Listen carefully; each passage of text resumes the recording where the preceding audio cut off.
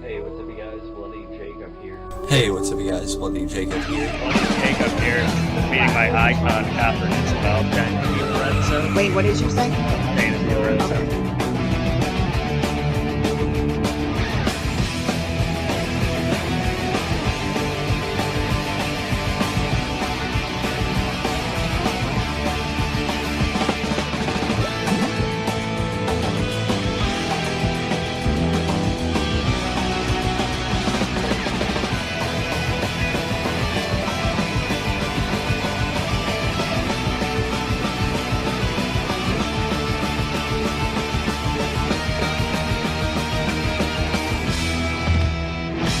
Have a good one. You guys better subscribe and watch my friend on his YouTube channel. He is kicking ass.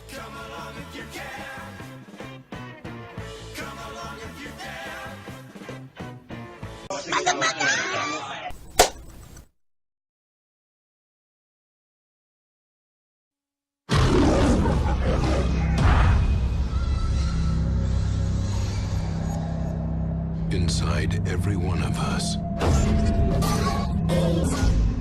there exists a dark side. Most people rise above it, but some are consumed by it.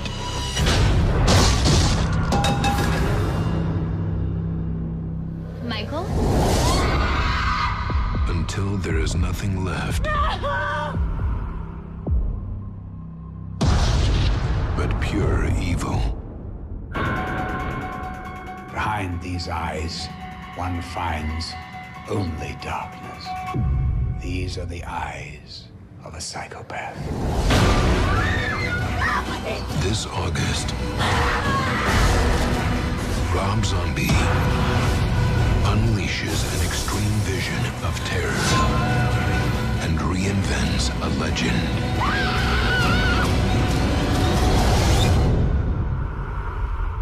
Halloween. Hey, what's up, you guys? Bloody Jacob here to bring you another horror movie review, or horror movie reviews, talking about Rob Zombie's two Halloween films, which came out in 2007 and its sequel in 2009.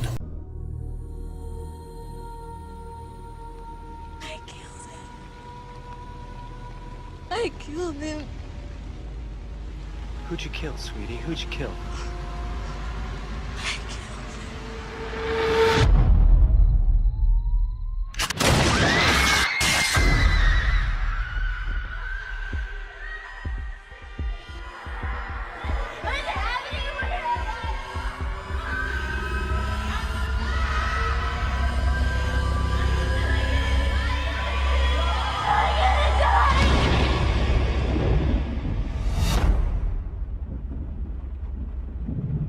Nurse?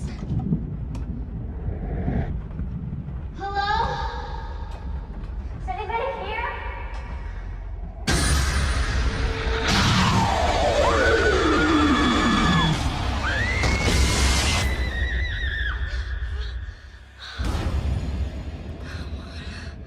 He's dead. He's dead.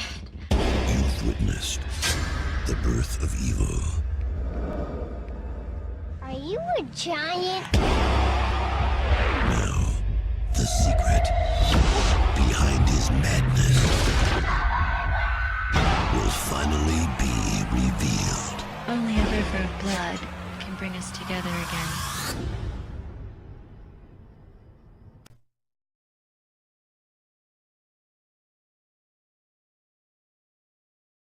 So yeah, after the recent release of the new 2018 Halloween film, I thought now was the time to actually get more Halloween videos on my channel. No, there's no one out here. We are all counting on you to take us home this year. Now go have some fun.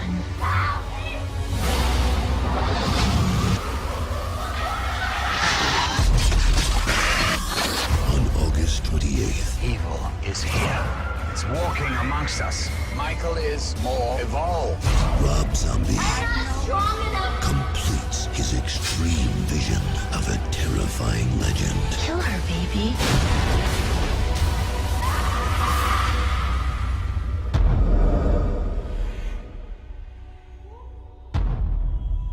As a often horror-based channel, I just thought it was pretty weird that I did not have very many Halloween movie reviews on my channel at all. It's kind of scary, you know. So I'm going to go back and watch some of them. I rewatched the second Rob Zombie film again last night. I'm going to go back and watch the original and a bunch of the original films at some point soon down the road. But, you know, I thought it was just appropriate now to sort of give my thoughts on these, or at least, you know, make a video about my thoughts on these. You know, with the timing of the new movie coming out, there's inevitably comparisons between that and the original, but also the new one and, you know, Rob Zombie's efforts. Now, these don't have a very good, you know, reputation. A lot of it you'll see is mixed. A lot of people hate the films, especially the second, from what I've seen over the years. And for me, though, I know they're not perfect films, but for me, I've always liked them. I'm not going to be able to go in depth completely about both of them. You know, that would be about an hour or two video or something like that. But for me, I've personally always liked them to some extent. I watched the first Rob Zombie film a couple handfuls of months ago. And, you know, I still like it, maybe not as much as I used to. But I feel like Rob Zombie, he, you know, he played a little more safe with the first film. Sort of more, you know, of course, closely tied to the original film's plot. Minus what we got of, you know, Michael's childhood, which we'll talk about in a minute. Whereas with the second, you know, he notably apparently got more free reign with it, and he sort of got to go a little more out there.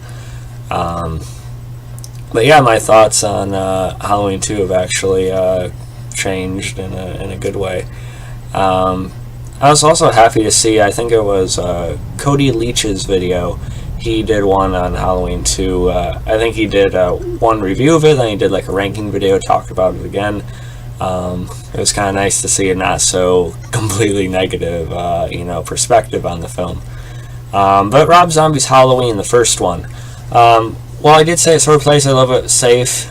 What they do nail, I think, is the childhood part. I think it's actually pretty interesting. The kid who plays Michael in this one, I think does a very good job. I think much better. He looks a little bit more interesting than the kid they had play him in the second film, which is pretty much just a difference of age and, you know, this original kid having grown up. But I think he did a nice job in this. You know, he just felt more emotive. Dag Furch was his name.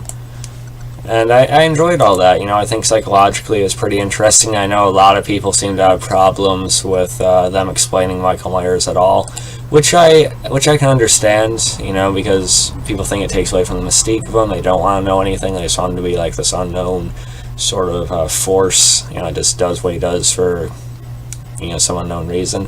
For me, I guess it depends on what kind of mood I'm in.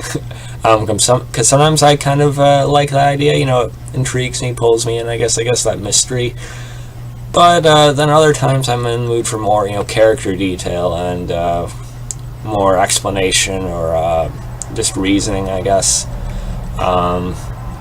Even though I think both ways have their pros and cons. So for me, it just, I guess, depends what I'm in the mood for. But I think the childhood stuff and everything with Michael at the institution when he's a child is the best part of the film. I forgot to have a picture of him on this, but you have Malcolm McDowell as Dr. Loomis. Of course, you can't really top Donald Pleasance, and I'm not putting him over Donald Pleasance, but I think he did a very fine job in the first film. I didn't really care for the direction they took the Loomis character in the second. That's one of the issues I still have with it. But on the first, I think he's a good, you know, sort of rendition of the character that Loomis sort of immortalized, or the character that Pleasance sort of immortalized, excuse me. And, you know, when Michael grows up, we see a little more of him at the institution. That was all fine. I like Danny Trejo's appearance in this. You also have, you know, Lou Temple. I felt really bad for Danny Trejo in this movie. And that was all fine as well. But as we move in, you know, to after Michael breaks out, It gets pretty much a little bit more by the numbers and sort of just basically the first film, just sort of that rougher Rob Zombie edge to it, which is fine. Then we have the rest of the film's cast, which of course included Scout Taylor-Compton as our Laurie Strode, and you had, of course, Scream Queen and horror, pretty much a horror icon, I'll say at this point, Danielle Harris, and for some reason I don't have her name up right away, excuse me.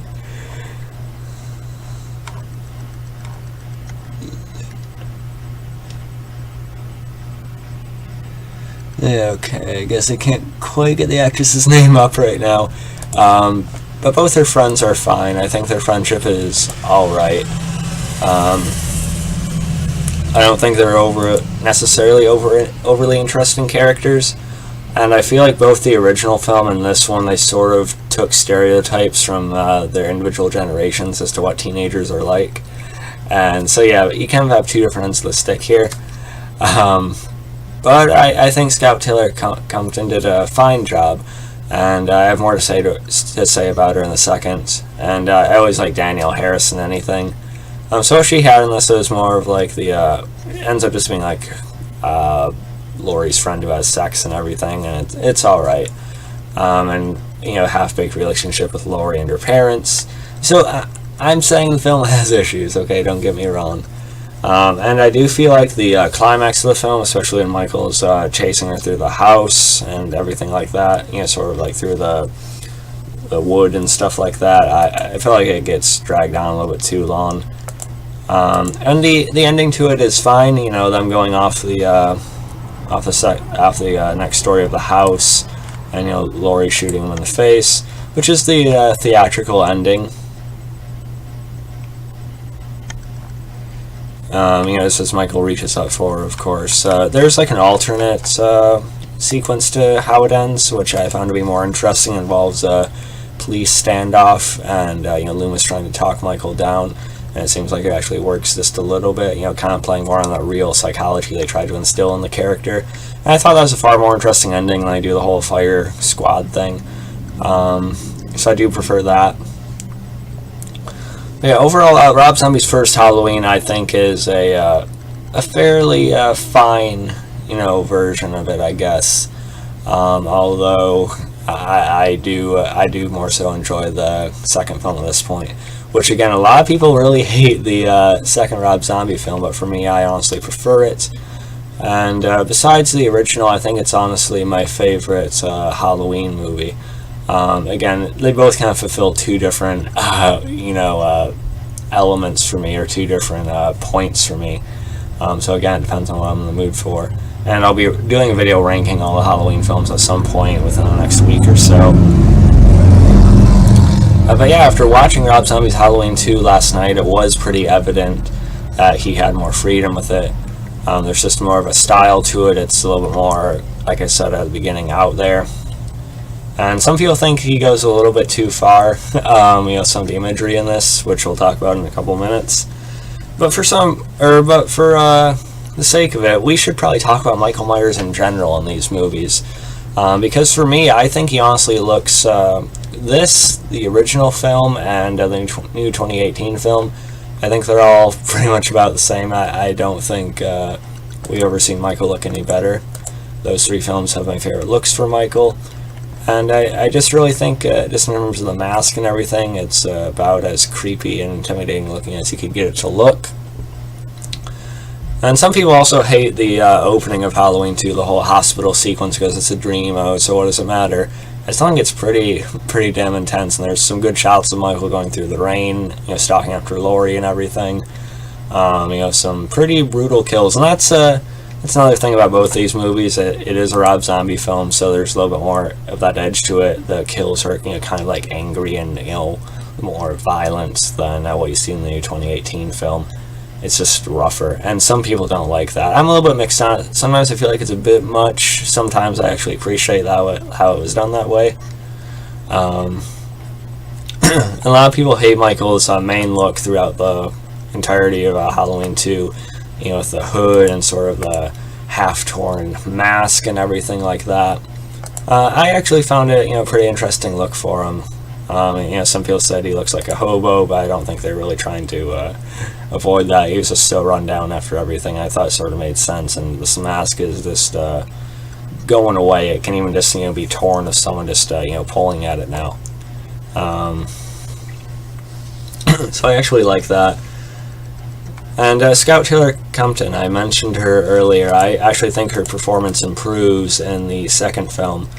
And in the second film, I'm going to say it, I honestly think she gives a more interesting performance as Laurie than Jamie Lee Curtis does at any point in the franchise.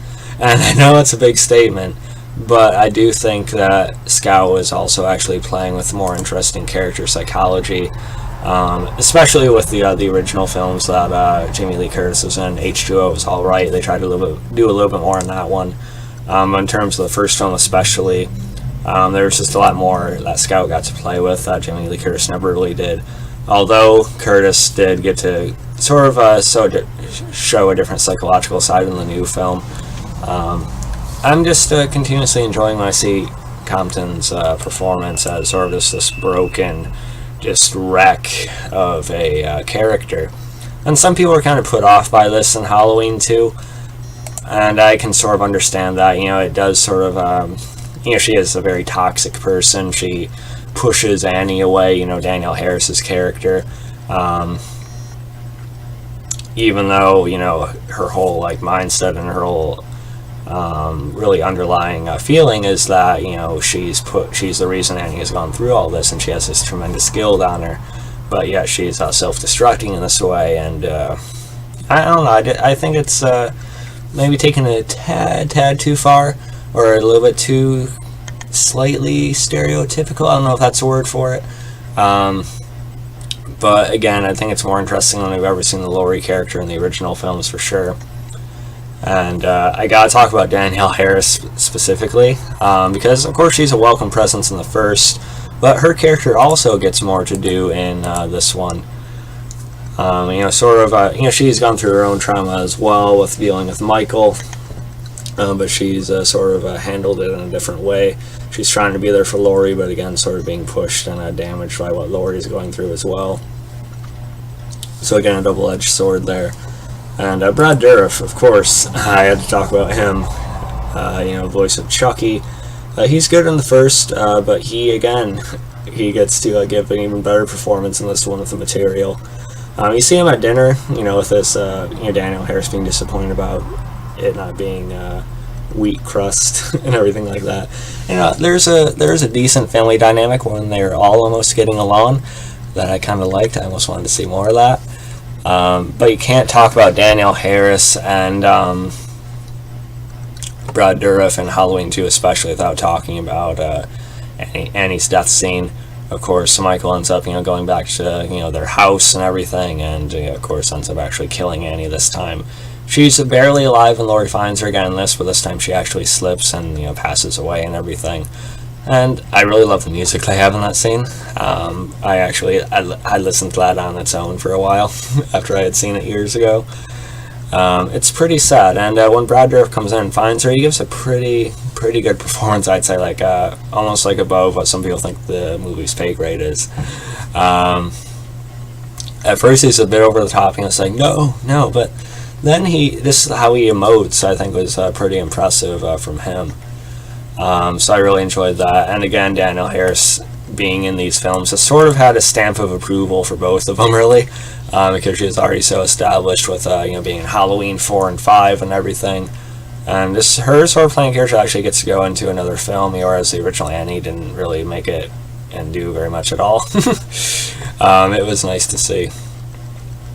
And while I have this picture of Rob Zombie up, I just want to say that Rob Zombie definitely has a certain style to him. These Halloween movies of his are probably my favorites he's done, but he just has a certain way, and I do like it. I do get moods for a Rob Zombie film. And while I don't think he's quite made an incredible film yet, I think his style is very unique and very sort of, I don't know, just something about it I do enjoy. But yeah, and then I talked about the white horse thing earlier. They show this at the beginning of the film. So it is fairly interesting, and also white horses can represent, death and stuff like that as well. So I got what they were going for here. A lot of people thought it was a little bit too on the nose throughout the movie, bringing back, Sheri Moon Zombie as his mother and showing her all the time and stuff. Which, I understand what people are trying to say there. But I feel like it just made the film sort of more, psychologically interesting. It made it feel almost a tad more meaningful somehow, like it was actually, going somewhere of its own, a little bit more original. Again, I don't think the kid playing the young Michael in the second film did quite as well.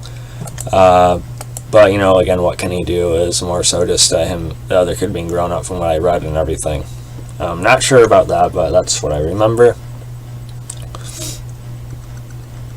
And you just have Michael sort of drawn, to reunite himself and what he sees of his family with Angel, when they find out, when they know that Laurie is, the lost baby, the lost sister. And I actually like that plot point throughout the films. I feel like it actually gives, like, a purpose as to why Michael would keep coming after her, not just, random victim and he has to finish the job or something. I don't know. Again, I guess it just kind of depends on what mood I'm in. But I think the whole sister connection with, Laurie and Michael is pretty integral. I do prefer it in a Halloween story. Personally, anyway. And yeah, I did mention Malcolm McDowell's Loomis. I liked him in the first film, and I still think he does a good job acting-wise in the second, but they have him be all greedy. He's written a book, and a lot of people hate him because he's made profit off of what happened to their kids and everything like that. So that part made sense, but I feel like it was too radical of a change for Loomis, because he doesn't seem to care that Michael's body was found, or it wasn't found. He seems pretty dismissive of it. I feel like Loomis, he would have been just obsessed, and he would have said, okay, where is he, we have to find him, he's out there, he's going to come back one of these Halloweens. But no, he doesn't really give a shit, he's trying to make a buck. And he's just very arrogant and everything. They try to give him a little redemption arc, but it's kind of rushed towards the end. And at that point, I don't really care what happened to that version of him, which is unfortunate because I think Malcolm McDowell turned in a fine performance, so I think he deserved a little more than what the second film gave. But overall, I actually do prefer the second film. I think it's pretty unique, and it doesn't really get the credit it deserves. It's just very interesting to watch, and honestly more interesting to watch than maybe even more than the original. I don't know. Again, don't kill me. It just depends on what mood I'm in.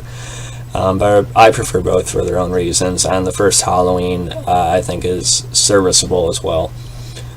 So I've had to rate both of them. I'm debating, but I'd give the first Rob Zombie film a B, B-, leaning one way or the other, not sure. And I'd give Halloween 2 a slight edge with a B or B+. So yeah, let me know what you guys thought about both of them. Again, don't kill me for actually enjoying them. I've always had a fondness for them since I've seen them, and they've honestly almost left more of a mark on me than the others. And I did enjoy the 2018 Halloween film. I think there's a lot of good things about it. I'm happy that's doing so well. But at the same time, I don't know, there's just something that was lacking, like something that didn't quite make me feel it, like the way the violence and just the somewhat of the feel the characters did in Rob Zombie flicks. I don't know. I have to watch the 2018 one again, but it felt a little bit more lifeless to me. I don't know how.